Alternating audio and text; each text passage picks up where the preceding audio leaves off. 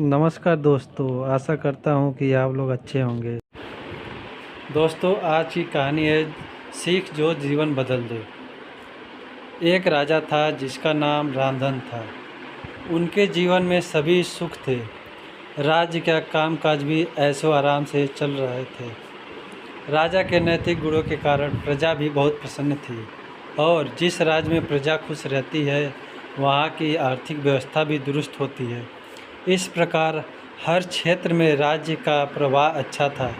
इतने सुखों के बाद भी राजा दुखी था क्योंकि उसकी कोई संतान नहीं थी। यह गम राजा को अंदर ही अंदर सताता रहता था। प्रजा को भी इस बात का बहुत दुख था। वर्षों के बाद राजा की यह मुराद पूरी हुई और उसे एक पुत्र की प्राप्ति हुई। पूरे नगर में कई दिनों तक जश्न मना। नागरिकों को राजमहल में दावत दी गई। राजा की इस खुशी में प्रजा भी झूम रही थी। समय बीतता जा रहा था। राजकुमार का नाम नंदन सिंह रखा गया। पूजा पाठ एवं इंतजार के बाद राजा को संतान प्राप्त हुई थी, इसीलिए उसे बड़े लाड प्यार से रखा जाता था। लेकिन अति किसी बात की अच्छी नहीं होती। अधिक लाड ने नंदन सिंह को बहुत बिगाड़ दिया था। बचपन में तो नंदन की सभी बातें दिल को लुभाती थी, पर बड़े होते होते यही बातें बदतमीजी लगने लगती। नंदन बहुत ज़्यादा जिद्दी हो गया था। उसके मन में अहंकार आ गया था।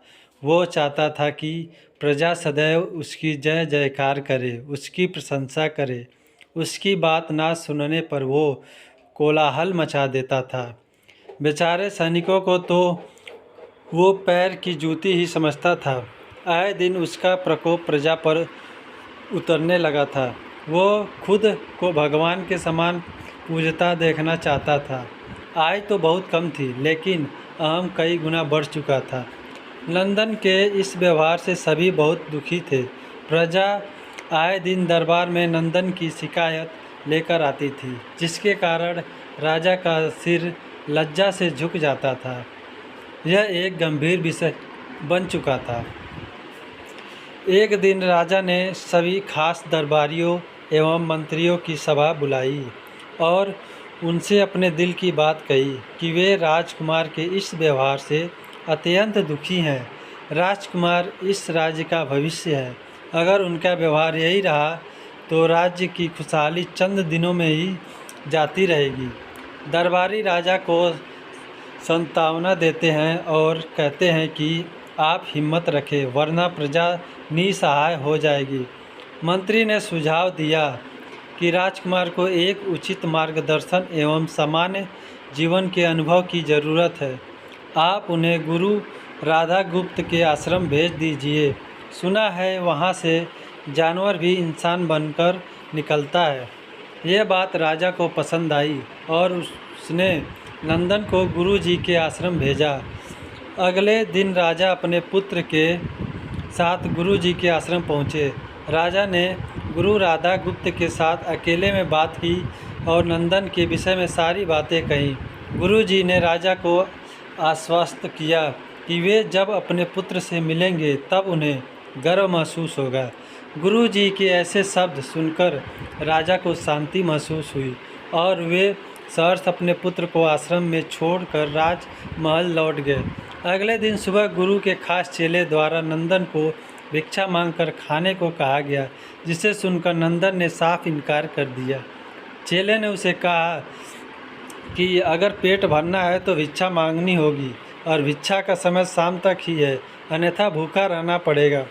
नंदन ने अपनी अकड़ में चेले की बात नहीं मानी और शाम होते होते उसे भूख लगने लगी, लेकिन उसे खाने को नहीं मिला। दूसरे दिन उसने भिक्षा मांगना शुरू किया। शुरुआत में उसके बोल के कारण उसे कोई भिक्षा नहीं देता था, लेकिन गुरुकुल में सभी के साथ बैठने पर उसे आधा पेट भोजन मिल जाता था। धीरे धीरे उसे मीठे बोल का महत्व समझ आने लगा और करीब 1 महीने बाद नंदन को भरपेट भोजन मिला, जिसके बाद उसके व्यवहार में बहुत से परिवर्तन आए। इसी तरह गुरु के सभी नियमों ने राजकुमार में बहुत से परिवर्तन किए, जिसे राधा गुप्त जी भी समझ रहे थे। एक दिन राधा गुप्त जी नंदन को अपने साथ सुबह सवेरे सैर पर चलने को कहा। दोनों सैर पर निकल गए। रास्ते भर बहुत बातें की।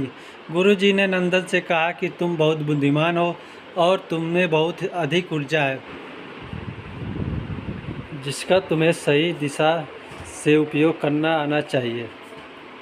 दोनों चलते चलते एक सुंदर बाग में पहुंच गए, जहां बहुत सुंदर सुंदर फूल थे, जिनसे बाग महक रहा था। गुरुजी ने नंदन को बाग से पूजा के लिए गुलाब के फूल तोड़ने कहा।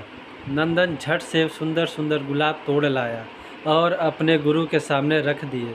अब गुरुजी ने उसे नीम के पत्ते तोड़कर लाने को कहा। नंदन वो भी ले आया। अब गुरुजी ने उसे एक गुलाब सूंघने दिया और कहा, बताओ कैसा लगता है। नंदन ने गुलाब सूंघा और गुलाब की बहुत तारीफ की। फिर गुरुजी ने उसे नीम के पत्ते चखकर उसके बारे में कहने को कहा। जैसे ही नंदन ने नीम के पत्ते खाए, उसका मुंह कड़वा हो गया और उसने उसकी बहुत निंदा की और जतर कतर पीने का पानी ढूंढने लगा। नंदन की यह दशा देख गुरुजी मुस्कुरा रहे थे। पानी पीने के बाद नंदन को राहत मिली। फिर उसने गुरुजी से हंसने का कारण पूछा। तब गुरुजी ने उससे कहा कि जब तुमने गुलाब का फूल सूंघा तो तुम्हें उसकी खुशबू बहुत अच्छी लगी और तुमने उसकी तारीफ की, लेकिन जब तुमने नीम की पत्तियां खाई तो तुम्हें वो कड़वी लगी और तुमने उसे थूक दिया और उसकी निंदा भी की। गुरुजी से नंदन को समझाया, जिस प्रकार तुम्हें जो अच्छा लगता है तुम उसकी तारीफ करते हो, उसी प्रकार प्रजा भी जिसमें गुण होते हैं उसकी प्रशंसा करती है। अगर तुम उनके साथ दुर्व्यवहार करोगे और उनसे प्रशंसा की उम्मीद करोगे तो वे यह कभी दिल से नहीं कर पाएंगे। इस प्रकार जहाँ गुण होते हैं वहाँ प्रशंसा होती है। नंदन को सभी बातें विस्तार से समझ आ जाती है और वो अपने महल लौट जाता है।